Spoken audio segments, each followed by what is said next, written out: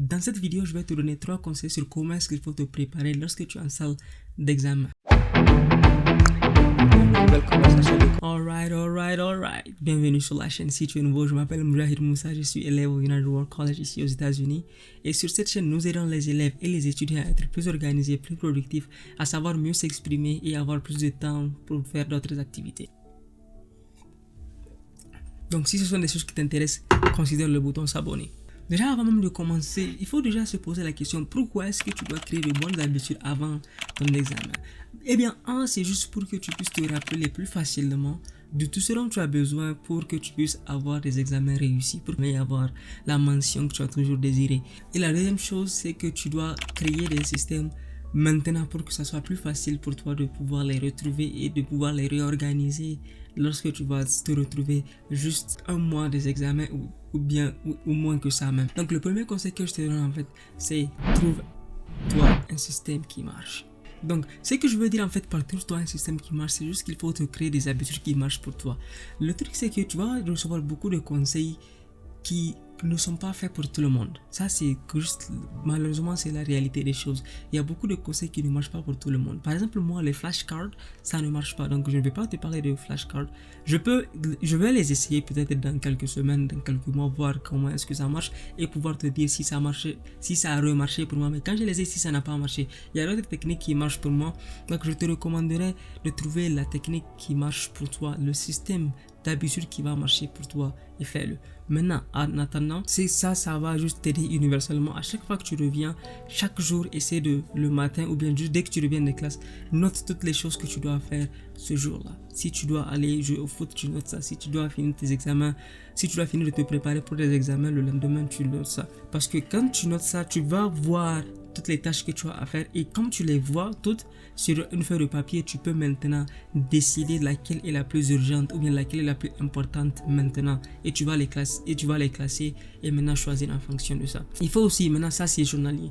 Ensuite il faut que tu fasses une liste de choses à faire pour chaque semaine et une liste de choses à faire pour chaque mois. Cela te permet de ne pas oublier et cela te permet aussi d'être plus de pouvoir voir cette tâche-là et de savoir combien de temps est-ce qu'il faut consacrer à la faire. Maintenant, pour pouvoir créer ces habitudes-là, il va déjà falloir. C'est très difficile de créer une nouvelle habitude, mais c'est très facile de mettre une nouvelle habitude juste après une habitude que tu as déjà. Par exemple, si chaque matin, j'assume que quand tu te réveilles, au moins tu te brosses les dents. Donc, ça, c'est une habitude que tu fais chaque matin. Peut-être que juste après t'être brossé les dents, tu peux mettre cette nouvelle activité-là. Je vais faire la liste de toutes les choses que j'ai à faire aujourd'hui. Et ça sera facile pour toi parce que c'est une habitude que tu es en train de créer juste après une autre habitude.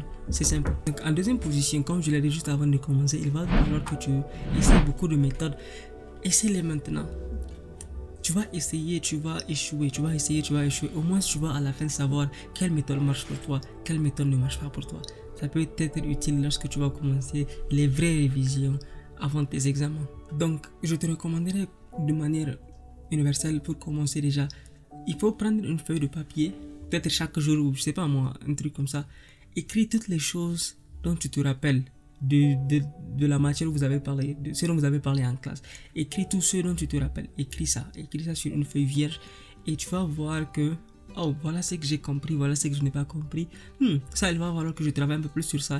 Ensuite, tu peux comparer ça avec tes notes et voir ce que tu as raté et ce que tu n'as pas, ce que tu as raté, ce que tu as compris et là où tu dois en fait t'améliorer. Et enfin, lorsque tu vas un peu plus apprendre de ce sujet-là, il faut essayer de l'enseigner à un enfant de 5 ans.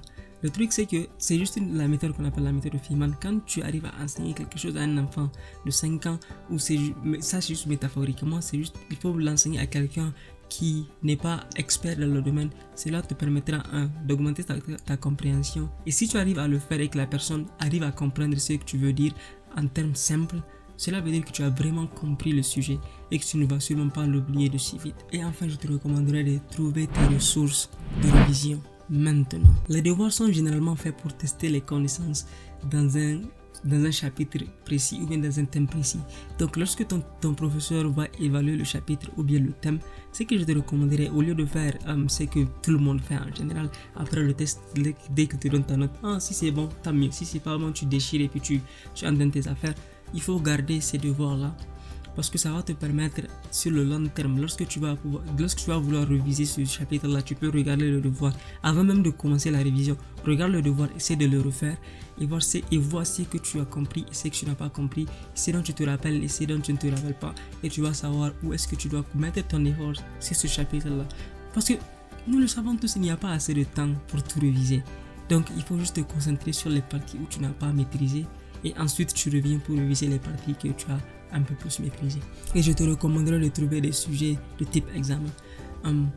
Si on les appelle les past papers. Basically, si tu fais le bac, essaie d'avoir les anciennes épreuves du bac, mets-toi dans les conditions, étudie pour ces anciennes épreuves-là pour chaque chapitre.